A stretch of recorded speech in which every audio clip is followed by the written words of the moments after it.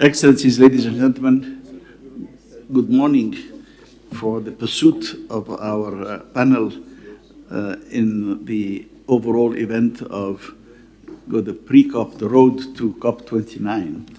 And this time we are here in this region of Azerbaijan in order to learn more about what is being done in the transformation, not just in the rebuilding of this part of the country, which, as many of you know, was under occupation for a long time, but in fact, to learn more about the projects that have been laid out and that are under implementation right now.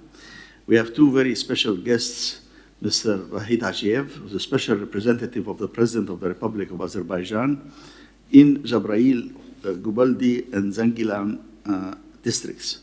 And Mr. Faig Mutallimov, who's the head of Ecological Policy Division of the Ministry of Ecology and Natural Resources of the Republic of Azerbaijan.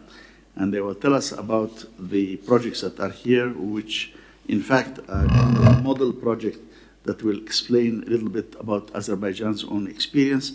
And then I'll be happy to turn to His Excellency Joseph Muscat, Prime Minister of Malta, for his comments on that before we open up to the audience for their participation as well. So without further ado, Mr. Hajiyev, the floor is yours. Thank you very much, Dr. Ismail. First of all, I would like to welcome you all to Zangilan and to this Congress Center that has been built just recently for the 6 months. It's my big privilege to have you all here, and my sincere gratitude goes, of course, to you, Mr. Ismail Serageldin, co-chair of Nizami Ganjavi International Center, for organizing the next session of high-level meeting on pathway to COP29 forum at Zangilan Convention Center. I'm sure there will be insightful discussions during the earliest sessions of the forum on the various aspects of climate change and how to address this global challenge for sustainable future. Reflecting, of course, on Azerbaijan's experience on tackling this global challenge, today marks a historic moment as we convene to discuss the ongoing issues endeavors towards a sustainable development of Karabakh and Eastern Zangezur. It is also important to underscore Azerbaijan's achievement in dealing with climate change and advancing towards UN Sustainable Development Goals. Also would like to highlight that today we live in a very tough and swift transformations. While technology development worldwide improves living standards, mankind is facing serious global challenges such as climate change, social inequality, environmental injustice, and others. Azerbaijan, under the leadership of Mr. President Ilham Aliyev, remains committed to addressing these challenges and implementing initiatives focused on sustainable development.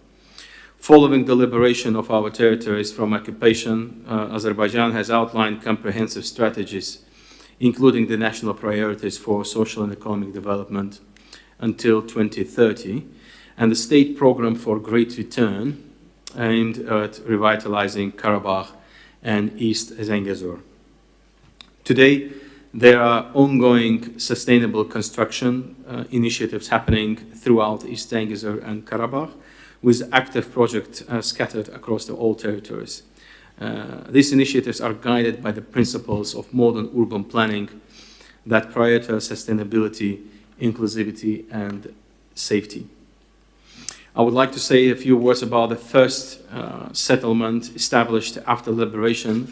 It's the village of Aghale. You probably have seen it on the plane while you're flying towards Zangilan. It was built on the basis of sustainable development goals, and these goals were taken as a basis during the construction.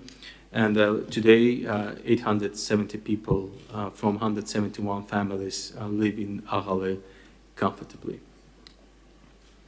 During the constructed, as we're talking about the COP29, I also would like to mention few words about the way we're doing our construction here in the liberated territories. During the construction, insulated materials were widely used. The roofs of the houses were equipped with the solar panels collectors to heat the water. All administrative buildings have solar panels to get clean energy. In addition, two Archimedean turbines were built on the Hakkari River for the energy supply of the village. And that energy is enough to supply energy to the whole village of Ahale. While building the village, we paid special attention to the modern urban planning standards. It is possible to reach the school, kindergarten, post office, and banking services, and medical center in the center of the village within 15 minutes of foot. Today, obviously, we'll have an opportunity to visit the village itself. We'll have a lunch, and you will see and witness it yourself.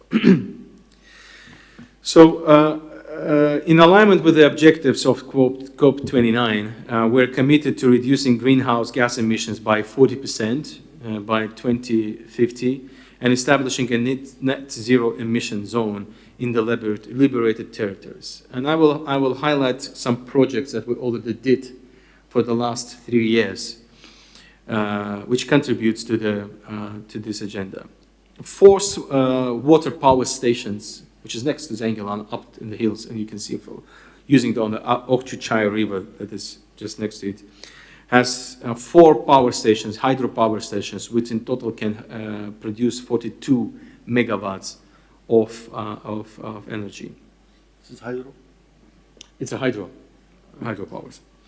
Another hydropower, which is Archimed on Hakkari River, it's 212 kilowatts of again the hydropower, which supply the whole village. And there is 140 megawatts Hudaferin and Maiden Tower hydro junctions and hydraulic power plants on the Aras River, which is also next to Zangilan, also contribute to the green development of East Zangezur. Aras, Hudaferin and Maiden Tower is located in Jabrayil, which is the next region to Zangilan. And you probably heard that in Jabrayil, BP is set up constructed 240 megawatts of solar plant, as well as the Nobel Energy has the plan to invest on 100 megawatts to produce the solar facilities in Jabrayil, which will go streamly into one grid, and then from that grid we can use those energy in the region, but the rest can be exported. And a huge potential on that.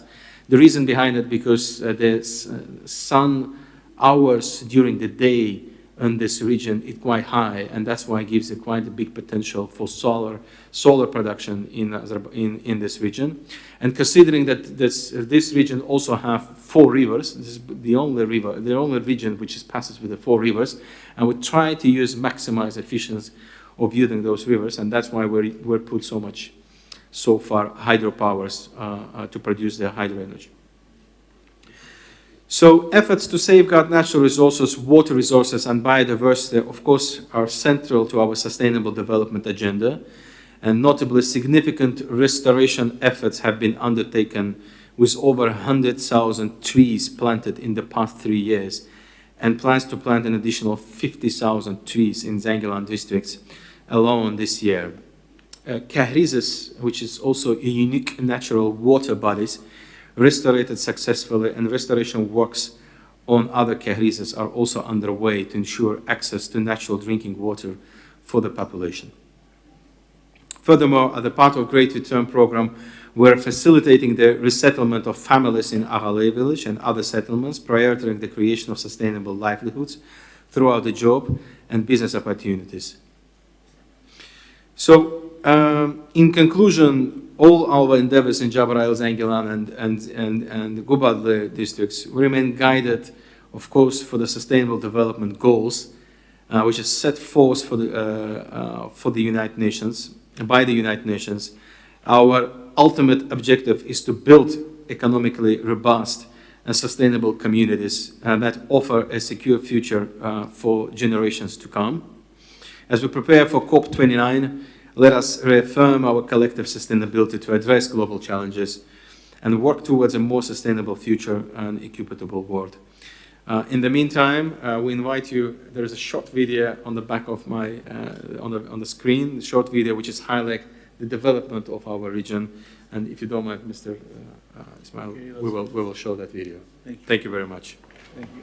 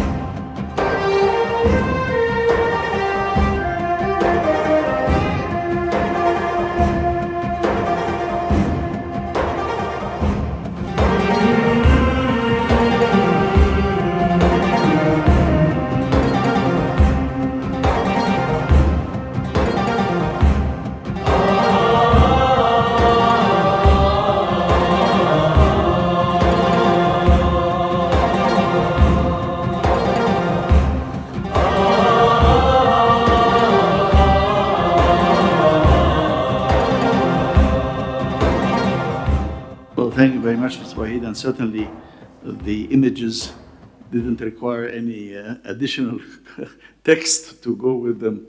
They spoke volumes, from the destruction to the construction to what is happening right now and the resettlement of people. Without further delay, let me turn to Mr. Faig Mutallimov, the head of the Ecological Policy Division, who will give us his view about what's happening here. Please, the floor is yours. Esteemed colleagues, distinguished delegates, it's a great honor to stand before you today at this important meeting, representing Azerbaijan, a nation deeply committed to addressing the pressing challenge of climate change and advancing the sustainable development goals. Since gaining independence, Azerbaijan has significantly strengthened its environmental policy and frameworks. Our commitment to the polluter pays principle and innovative resource management has set the foundation for our transition to a sustainable green economy. Green environment and green growth are priority direction for the next decade, set by strategic document Azerbaijan 2030 National Priorities for Socio-Economic Development, highlighting green technologies, clean energy source, and energy efficiency to tackle global climate change. Azerbaijan is particularly vulnerable to climate change with increasing droughts, water shortage, heat stress, and other natural phenomena. Our water resources have decreased by 15% over recent decades, exacerbating vulnerabilities in agriculture and other sectors. We aim to reduce greenhouse gas emissions by 35% by 2030 and 40% by 2050, as already mentioned by Mr. Hajiyev. And also this year, we are now being updated. These targets are being updated now as a next phase of NDC submissions, taking into account the global strive to keep the 1.5 Celsius degree mission. To address climate change, we have modernized our hydrometeorological observations and early warning systems, automated stations and the situation center enhanced our capacity to predict and respond to dangerous weather events, ensuring resilience against climate-induced hazards. Azerbaijan is proud to showcase its strides in renewable energy. We have significantly expanded our renewable energy capacity from wind turbines on the Absheron Peninsula to solar parks across the country. By 2030, we aim to increase the share of renewable energy in our energy mix to 30%. At COP28, we supported the global promise for renewable energy and energy efficiency to triple renewable energy potential and double energy efficiency by 2030. Additionally, Azerbaijan has joined the Global Methane Pledge. State Oil Company of Azerbaijan and the BP Azerbaijan announced a joint initiative to reduce methane emissions in Azerbaijan, aligning with their commitment to net zero emissions by 2050. We have declared liberated territories and the Nakhchivan Autonomous Republic as green energy zones, committed to making these areas carbon neutral. In our efforts to reduce emissions, Azerbaijan has also introduced several policies targeting the transport sector, which is a major source of pollution.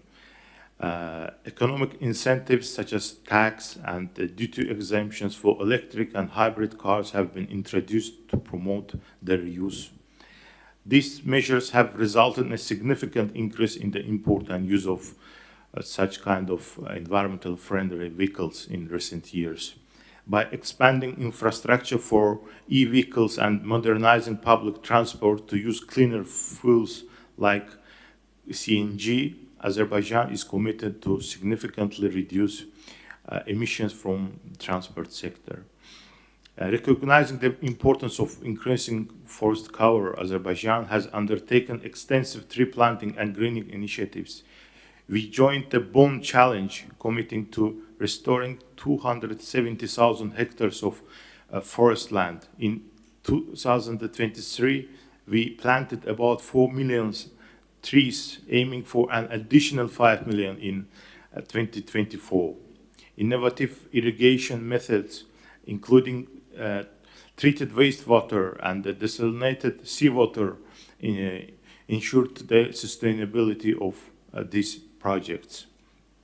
Azerbaijan is actively addressing the environmental challenge of plastic pollution. The National Action Plan on Plastic Waste includes policies to ban plastic bags, single-use plastics, promote reusable products, introduce expanded producers' responsibility mechanism, and conduct public awareness campaign. We draw inspiration from successful global models to significantly reduce plastic waste and protect our natural heritage.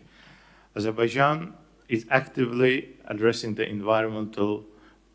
Azerbaijan is investing in critical studies in climate resilience, sustainable agriculture, and clean technologies. Of particular note is our collaborative work with Caspian littoral countries, which has led to establishment of a working group on Caspian sea level fluctuations by Azerbaijan's initiative. This collaborative effort aims to address the environmental and economic impacts of fluctuation of sea level, particularly the recent trend of decline and shallowing of the Caspian Sea, ensuring the protection of our shared Caspian ecosystem. It's a great privilege for Azerbaijan to host COP29. This event provides a crucial platform for global leaders to come together, share knowledge, and forge partnership in the fight against climate change. Hosting COP29 underscores Azerbaijan's commitment to environmental stewardship and our dedication to leading by example in implementing sustainable practices and policies. We look forward to showcasing our nation's achievements and collaborating with the international community to advance our collective climate goals. In conclusion, I would like to reaffirm our dedication to this cause. Together we can turn our aspiration into actions, our challenges into opportunities, and our world into green for all life. Thank you.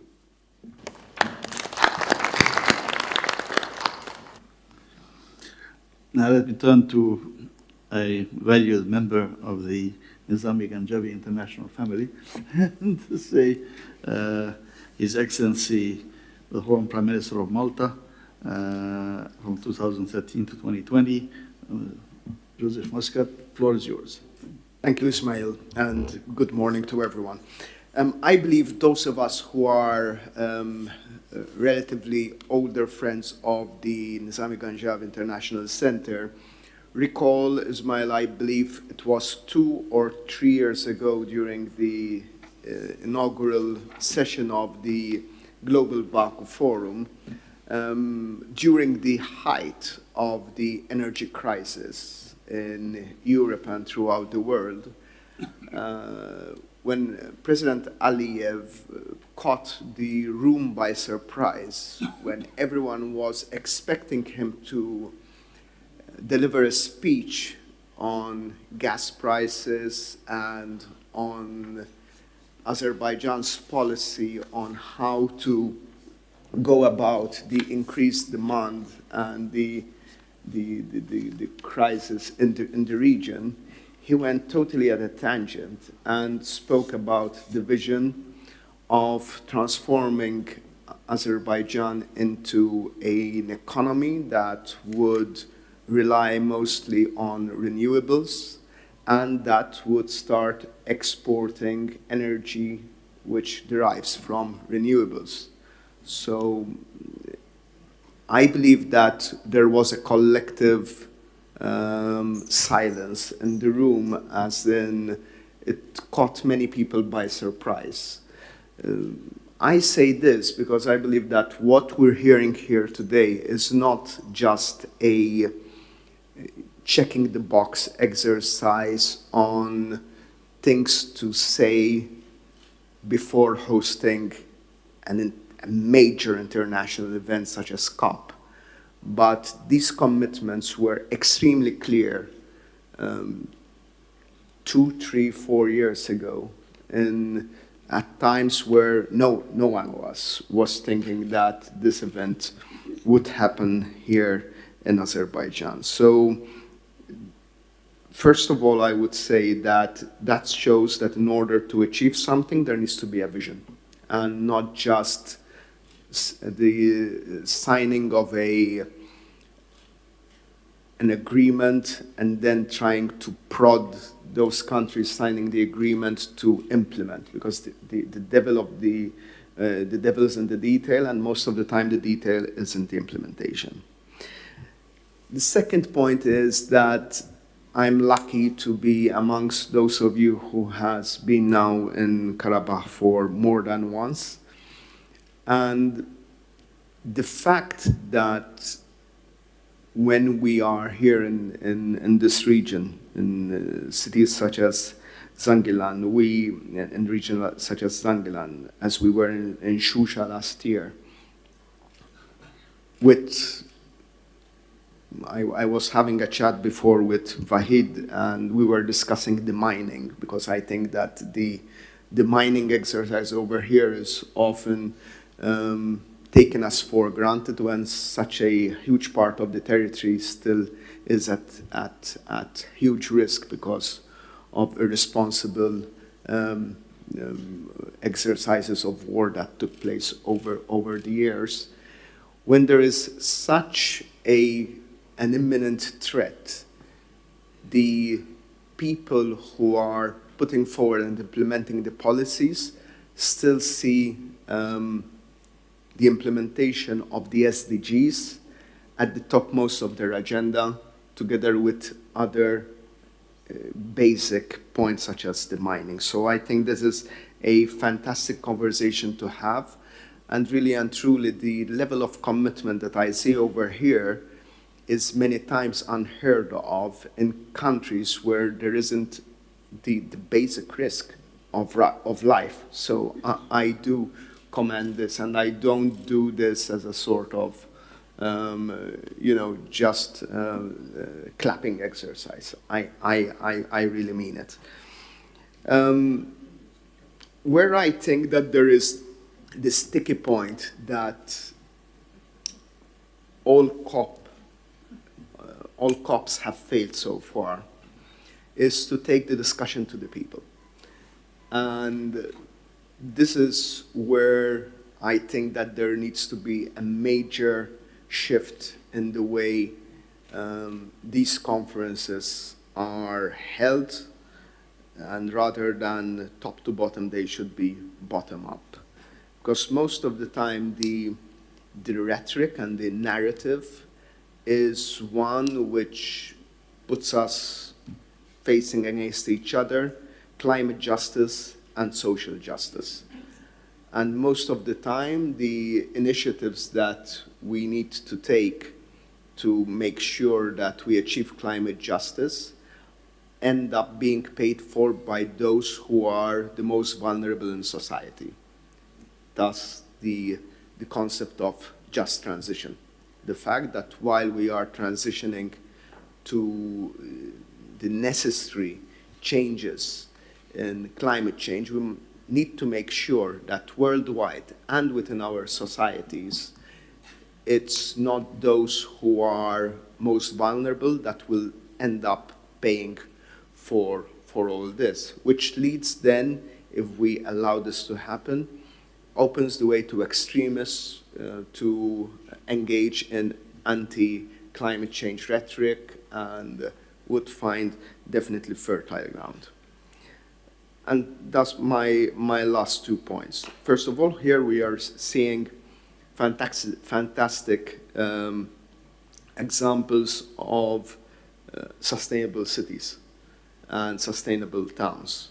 Let us do hope that around Europe and around the world, it doesn't take a war that destroys everything to go for such sustainability master plans, because it is actually a sustainability-centered master plan. The second point is that I do believe that the core principle, core point that from what I read so far in the documents that Faig and his colleagues have published and the speeches that I've read so far, there will be a focus, the COP in Azerbaijan will be more focused, trying to be less of everything to everyone, and focused on a number of very, very important pillars, including climate financing. And I do believe that the part of climate financing should go to the common people, for common people to have the gains, to reap the benefits of making changes themselves in households, in ways that at the end of the day they can reap benefits, and they do see this as an actual investment that can help them in their livelihood. Thank you very much, and good luck for the future. Thank you, Your Excellency.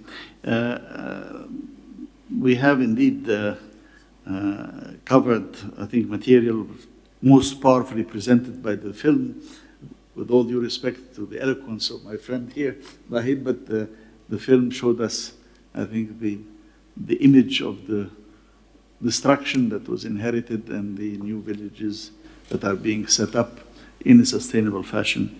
And I think we have heard also from the distinguished representative of the Mr. Faig Mutallimov that there's much being done to meet the 2030 and 2050 deadlines, but perhaps also he mentioned in passing something that I would like to pick up on, which was to reduce plastic waste.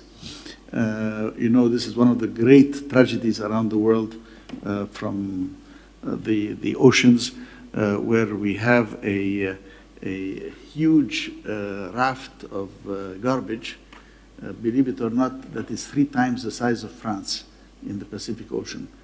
Of course, it's not all filled up, but it's still very devastating. And it's now entered into the food stream, and it's affecting even humans because we are eating fish, we've been eating all of that, and so on and so forth. And I think that while we have a lot of expertise from a lot of people, it's important to engage the public. And one of the plastic areas is one of those things that's very important. And I know that Munna here is very involved with waste reduction and management. So that these are issues that are equally important, but don't take as much precedence and priority in the international discussions that we witness.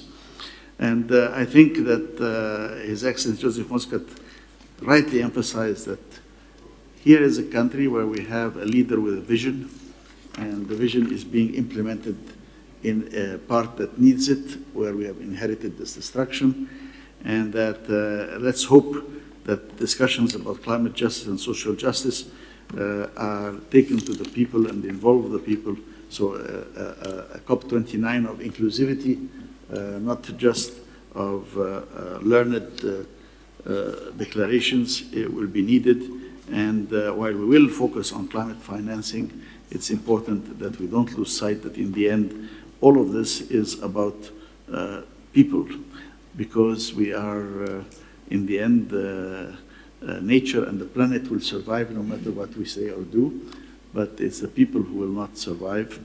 And we have been reminded yesterday, as a matter of fact, I reported that from the news, that because temperatures had exceeded now 50 degrees, which is very high for human beings, we have had 900 people who died during the Hajj, walking in the sun, because the human body cannot maintain its internal 37 degrees when the external heat is rising to that level.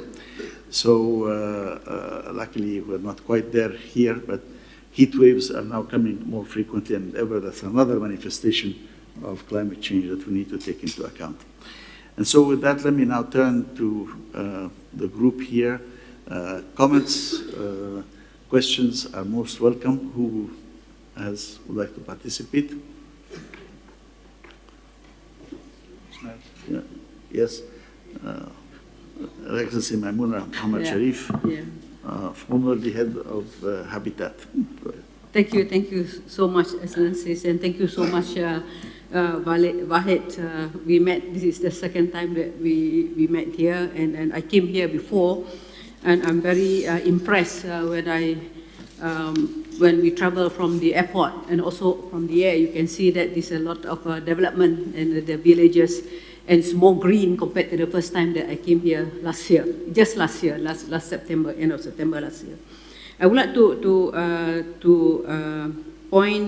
pinpoint two issues. One is when you mentioned about discouraging the single-use plastic. As Excellency Ismail mentioned, that I'm very passionate about zero waste. We work together with Excellency Amina Edouan. She's very into the program of zero waste, and every year 30th of March is a zero waste day that been already endorsed by the General Assembly in 2023. And on the single-use plastic, and also the principle, polluters pay principle. When I was a mayor in Penang, we implemented this way back in 2009. Discouraging single-use plastic and polluters pay principle. But I think from my experience, to make it successful, we must have the incentive, we must have the alternative to plastic. And the incentive, as you mentioned, it can be a tax, it can be also from the very upstream of using the plastic, not only using the plastic bottle, but also all the, when you link to the circular economy, there are many packaging now still using styrofoam when they deliver the fridge or the TV to your house. So what are from the processing, designing, and also from the packaging.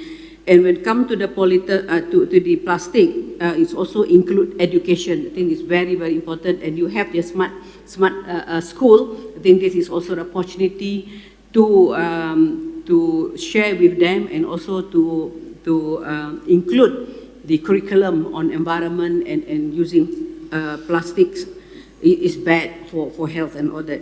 And also empower women. I think women, from my experience, is also very important. And at the same time, we must look into the whole ecosystem when you talk about plastic, and also include not only plastic, but it's also the organic waste when you have compostings and all that. And last but not least, we have all the positive part of it, the incentive, the alternative. The alternative also, from my experience, can link to the small SME, because, and also for the youth to be more innovative, more creative, to look for the alternative of the plastic. And last but not least is on enforcement.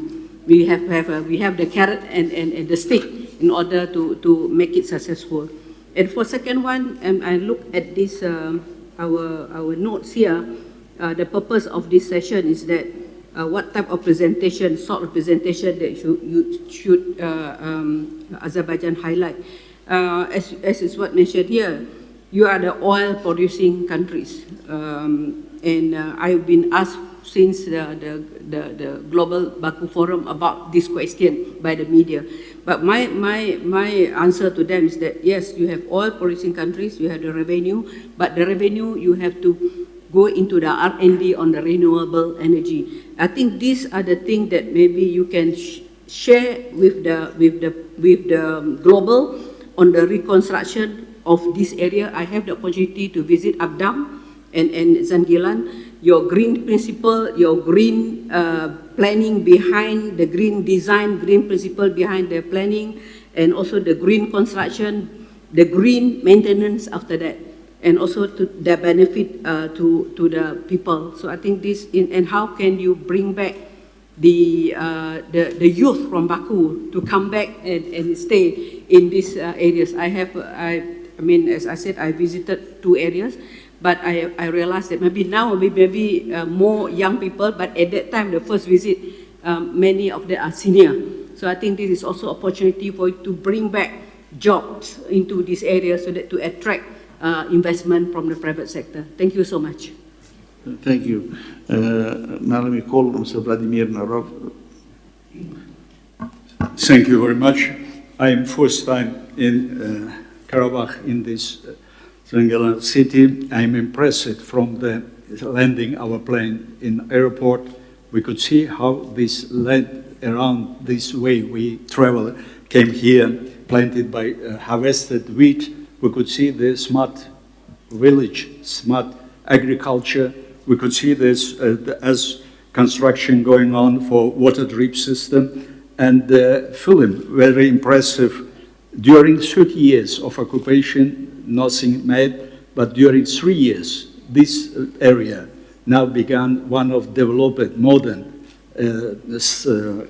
region of Azerbaijan, and it will be certainly the example for many countries. But at the same time, what I could say that certainly it was a wise leadership of President Ilham Aliyev, and he obtained special international attention for his works, and I'm sure that in November in Baku, Baku will become the global center where important environmental and climate issue will be addressed. And as international agencies are calculating that Azerbaijan have technical potential of the country's renewable energy sources at 135 gigawatt on land and 157 gigawatts at sea. It is huge.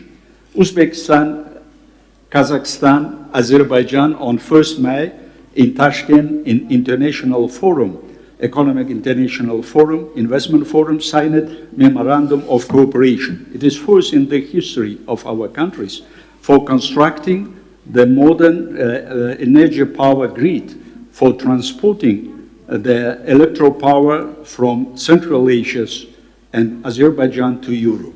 Uzbekistan put the goals to construct till 2030 27 gigawatt solar and wind power energy, and 40% of energy, it will be alternative. The same program have the Kazakhstan, and Kazakhstan and Uzbekistan last year constructed 1.3 gigawatts, the same Kazakhstan. And, but in Uzbekistan, main constructor of this solar and wind energy, it is Arab Emirat Mostar, China Energy, and Aqua Power from Saudi Arabia. But all these companies constructing this solar panel produce it in China. China today, the big producer of solar panels, and what I can say that's in the COP28, it was obtained agreement till 2030 to renewable energy capacity should be set triple. It should be raised triple.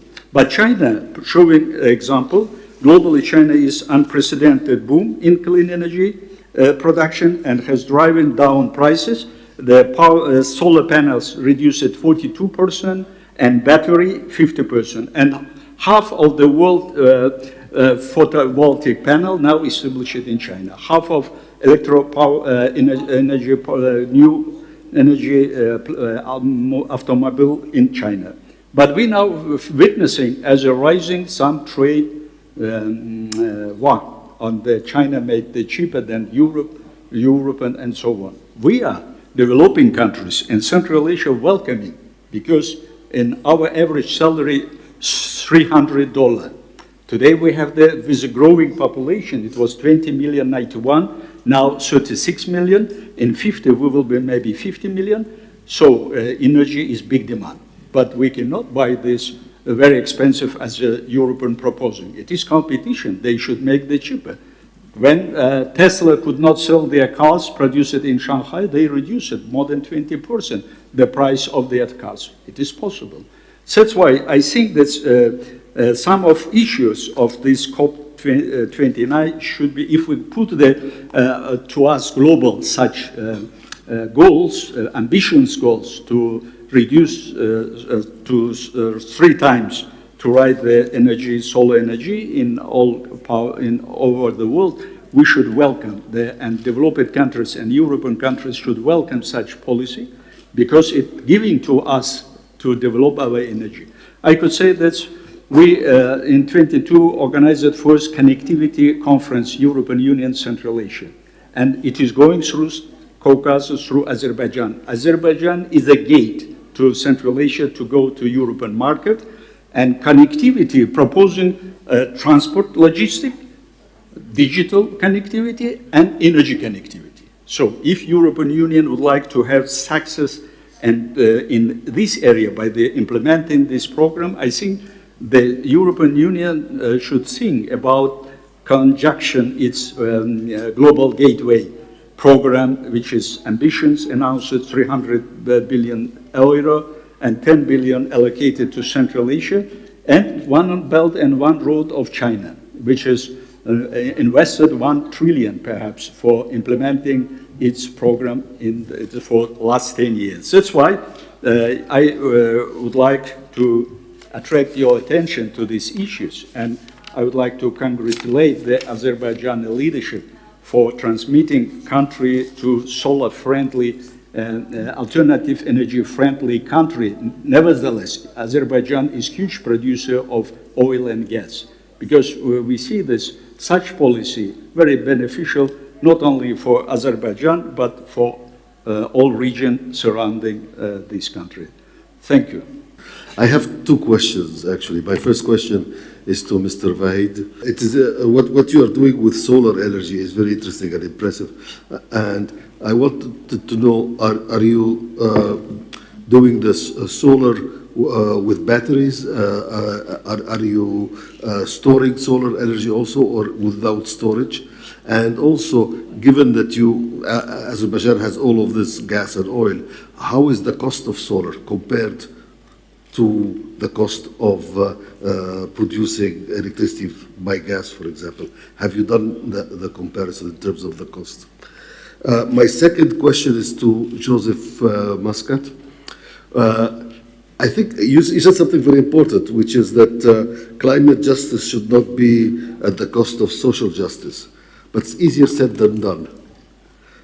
Do we know examples where climate, because every time we talk about climate policies, it is about, for example, in many countries, about removing subsidies from hydrocarbons or increasing, taxing, basically putting in place a carbon tax. And we know that all those types of taxes are regressive by nature. So on the one hand, we need those kinds of policies. If I don't think that we can achieve, I mean, most economists will tell you that to achieve zero net emissions by 2050, we need to tax carbon, but taxing carbon will be socially problematic. So how can you deal with this dilemma, or do you have examples where this has worked? Thank you. Thank you. And given the time, I will now give the floor back to our distinguished panelists and ask Joseph to start first, then we'll go to our hosts.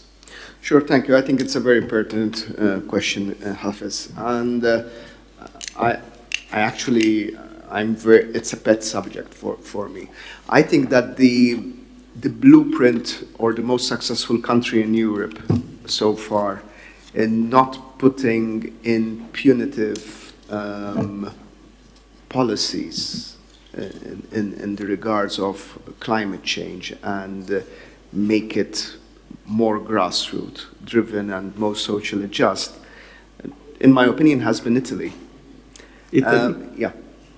They have managed to put into place a system where basically they, if you take condominiums, blocks of apartments, they would say, look, they would have an engineer, people would go to an engineer to do an energy assessment of the building.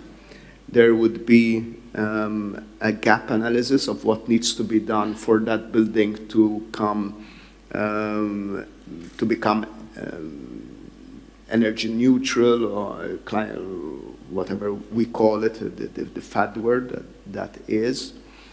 And then have a contractor come in to make the necessary changes in exchange for credits. Those credits, a secondary market has been created for it, and those credits can be exchanged by companies as tax credits. It has managed to, I believe it has added around 2% to Italy's GDP over 3 years.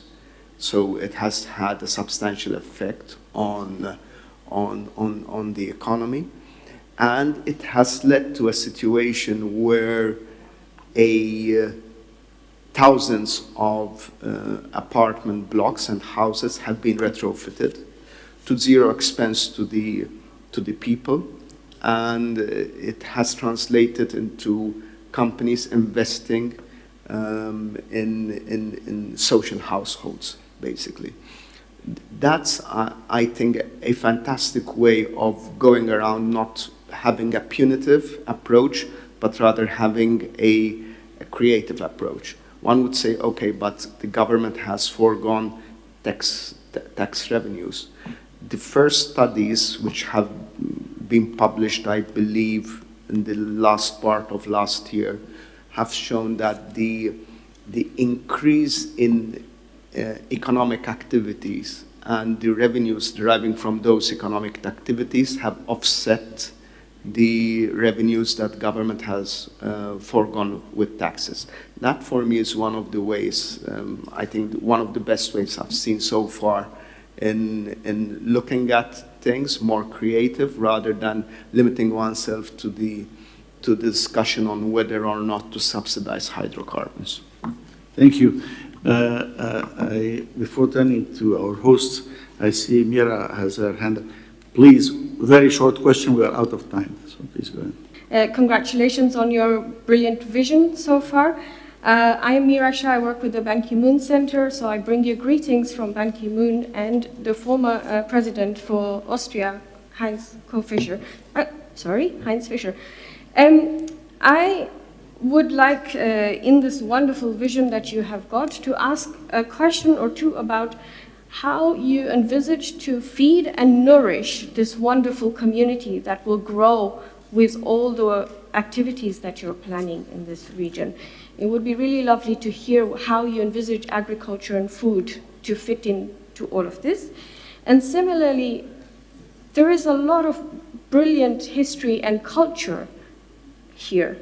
How will you be able to capture, harness, and build on what is already here? How does that fit into your technical vision around energy and so on? I would really like to hear more about that. Thank you very much for the questions, and I'll talk about the solar first, and then I will come back on the questions for your question. We're not using, well, I will divide the question into part. Actually, there are two sites which is ongoing at the moment. The hydropower stations, which is done by the government, and all the hydropower stations that we have been so far been made by the government. The second thing that we're doing is the solar panels, which are on the grid, on the roofs of the residential buildings. It is considering that the residential buildings today is also built mostly by the government. The solar panels which is installed in it, it's also paid by the government. It goes directly to grid. It doesn't store it into the batteries. It goes directly to the grid.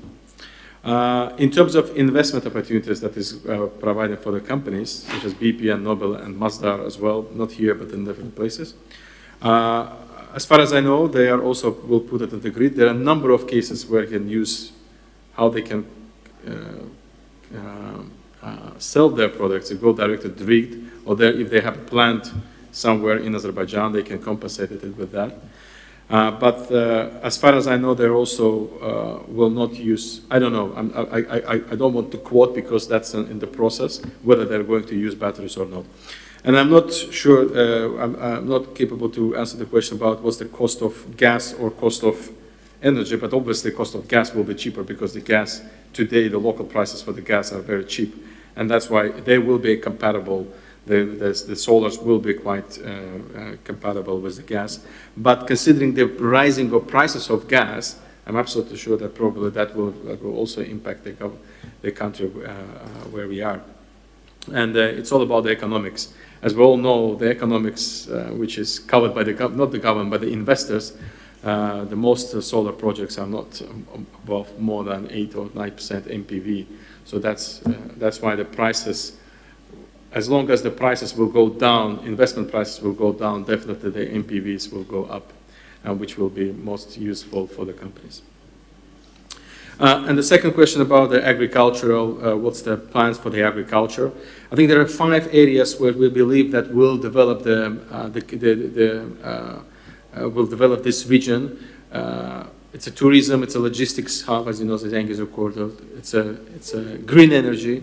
It's a mining, and one of the most important is the agriculture. And we believe, and the new way of agriculture, it's used. As you can see on your plane, there was a circles on the roads. It was a pivot irrigation systems, which was used for the wheat and the barley irrigation. So we are encourage the companies and encourage others to use the most efficient way of irrigation because the water scarcity is quite is in Azerbaijan as well, and that's why we're promoting the efficient water irrigation systems, such as pivot or drip irrigation systems, and we believe, and there is already having an opportunities for the companies to invest into the agriculture, and they're already doing. There's a big agricultural company which is producing steaks, producing meat production. But we also believe into the family farming. As the people are moving more and more into these areas, we are promoting the family farmers and the family farming activities quite heavily. We do it piloting this in the Ahali village already, and we believe that the family farming is something that will be benefiting the agriculture and is benefiting the agriculture in the future. Thank you very much. I think that we have a very good discussions here. I would like to touch on the issue on plastics, so that Azerbaijan, as I mentioned, already joined to this efforts, and we have also good collaboration with the Turkey and also Zero Waste Fund. And I just want to just announce and about on 27 and 28 June, we will have international forum on waste management, which will bring all the relevant stakeholders from different countries, from different international organizations, and also the Miss Inger Andersen, Executive Director of UNEP, will be present in that meeting. It's also kind of showcase of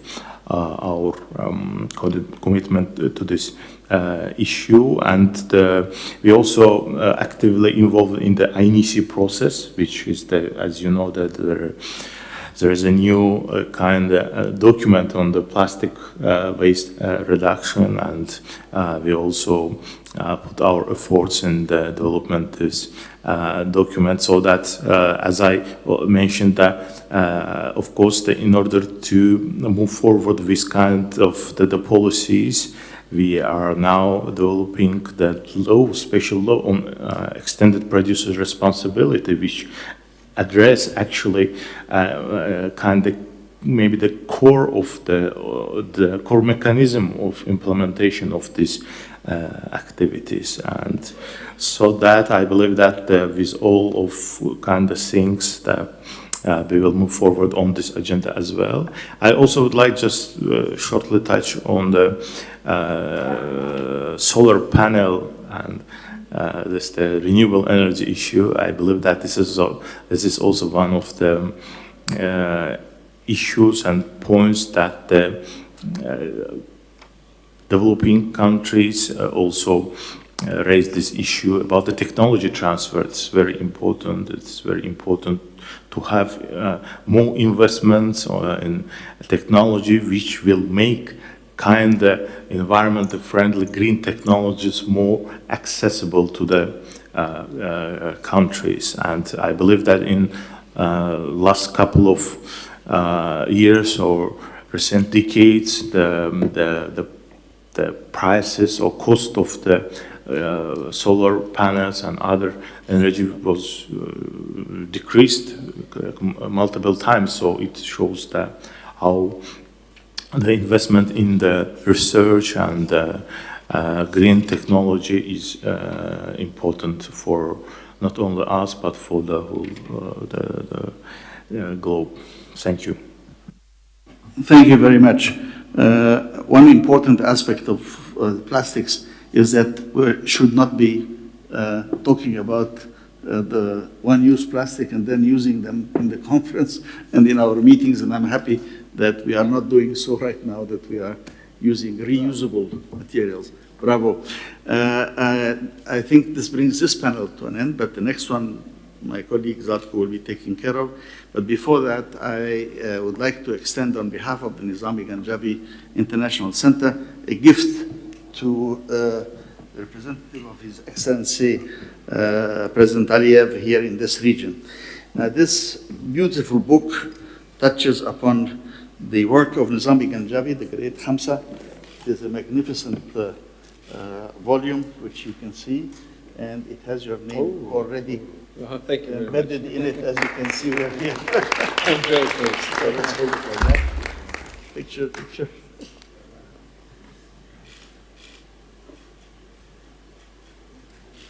Thank you very much. Thank you. Thank you. Thank you. Thank you, my friends. Thank you for this panel.